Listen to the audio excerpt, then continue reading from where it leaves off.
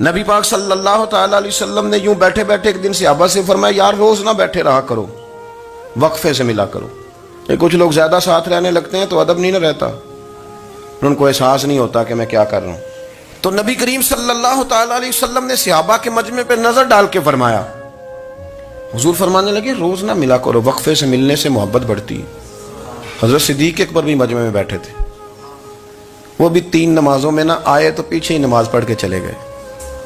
ایک روایت عصر مغرب عشاء اور دوسری جگہ لکھا کہ نہیں ظہر عصر مغرب تھی، پیچھے نماز پڑھی چلے گئے، پھر عصر پڑھی چلے گئے، پھر مغرب پڑھی، اور حضور نے زور کے بعد حضرت انس بن مالک سے پوچھا ابو بکر نہیں آئے؟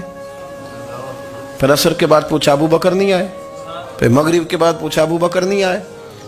تو حضرت انس بن مالک کہتے ہیں میں بھی حیران تھا کہ وہ نماز تو پڑھ کے گئے ہیں، اور حضور کا طریقہ تھا کہ سلام پھیر کے پیچھے دیکھتے تھے، تو حضور نے دیکھ لیا، پھر بھی 3 دفعہ پوچھا کہ وہ آئے نہیں؟ سمجھے میری بات کو؟ حضور فرما رہے ہیں نماز پڑھنے تو ساری دنیا ہی آتی ہے، وہ تو اسپیشل آیا کرتا تھا، وہ آیا نہیں؟ آئے نہیں جناب صدیق اکبر؟ تو حضرت انس کہتے ہیں میں نے جا کے دروازے پہ دستک کی، حضرت انس قریب رہتے تھے نا حضور کے، تو نبی پاک کے لاڈلے تھے، تو پھر لوگ بھی ان کا لاڈ دیکھتے تھے کہ یہ حضور کا قریبی ہے۔ تو کہتے ہیں میں نے دروازے پہ دستک دی تو حضرت ابو بکر صدیق فرمانے لگے کیسے آئے ہو؟ میں نے کہا یار آپ چنگے سیانے بندے، حضور نے 3 دفعہ پوچھا ہے، 3 دفعہ پوچھا ہے۔ تو حضرت سیدنا ابو بکر صدیق دوڑے آئے، حضور حکم ہو؟ تو نبی کریم نے فرمایا یار سارا دن تو نظر ہی نہیں آیا، تو کدھر تھا تو؟ سارا دن ملا ہی نہیں۔ اللہ کرے آپ کے اس جملے کے حسن کی سمجھ آئے۔ آپ دیکھیں جو چاشنی یہاں ٹپک رہی ہے، جو وقار یہاں ٹپک رہا ہے، ذرا اس کا مزاج تو دیکھیں، اور یار تو نظر ہی نہیں آیا سارا دن۔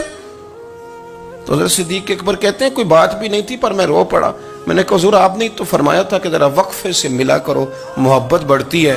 تو حضور فرمانے لگے ابو بکر میں نے کہا تھا پر تجھے تو نہیں نہ کہا تھا، تو کوئی اور تھے جن کو کہا تھا، تجھے تھوڑا کہا تھا، اور اتنے بڑے جملے نہیں ملیں گے۔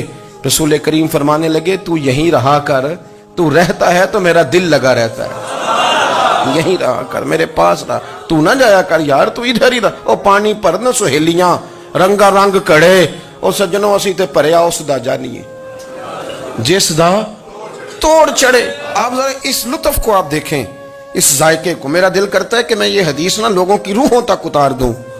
حضور فرماتے ہیں میں نے جس کے سامنے دین پیش کیا اس نے دلیل مانگی، وہ بھی کوئی اپنا ہے جو اپنوں سے دلیلیں مانگے، وضاحتیں مانگے، یہ کیسے تھا تو وہ کیسے تھا، تو یہ چیز کدھر سے آئی تو وہ کدھر گئی۔ آپ اپنوں سے دلیلیں مانگ رہے ہیں، آپ اپنوں سے اپنوں کو کٹہروں میں کھڑا کیا۔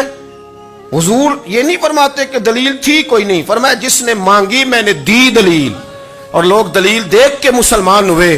حضور فرماتے ہیں لوگوں سنو یہ میرا ابو بکر ہے، میں نے اسے کہا کلمہ پڑھ لے، اس نے دلیل ہی کوئی نہیں مانگی، فوراً ہی کلمہ پڑھ کے مسلمان۔ یہ احساس ہے۔ یہاں تو تھک گئے لوگ اپنوں کو دلیلیں دیتے، وہ جی ویسے کیسے تھا، تو ایک بندہ یہ کہہ رہا تھا تو دوسرا کہنے دے جو دنیا کہتی ہے، تو اپنی بات کر، تو بتا تو کیا کہتا ہے، اپنی رائے بیان کر، تیرا نظریہ کیا ہے، تیرا ذوق کیا، تو چھوڑ لوگ کیا کہتے ہیں، اپنی بات کر۔ اگر ابو بکر صدیق لوگوں کے کہنوں پہ چلتے تو مکہ تو سارا کچھ اور کہہ رہا تھا، اس وقت تو کچھ تھا ہی نہیں جو کہتا کہ نہیں تو ٹھیک چل رہا ہے، دنیا ساری کچھ اور کہہ رہی تھی، لیکن صدیق اکبر کہہ رہے تھے نہیں نہیں، سچ وہ ہے جو مدینے والے رسول فرماتے ہیں، سچ وہ ہے جو میرے آقا نے فرمایا ہے۔ اپنی زندگی میں انہوں نے بتایا لوگوں کو کہ دین کا مزہ لینا ہے تو پھر ذرا غلامی کر کے آتا ہے، پھر ذرا پورا پیار کر کے آتا ہے، پھر پوری محبت دے کے پھر غلامی کا مزہ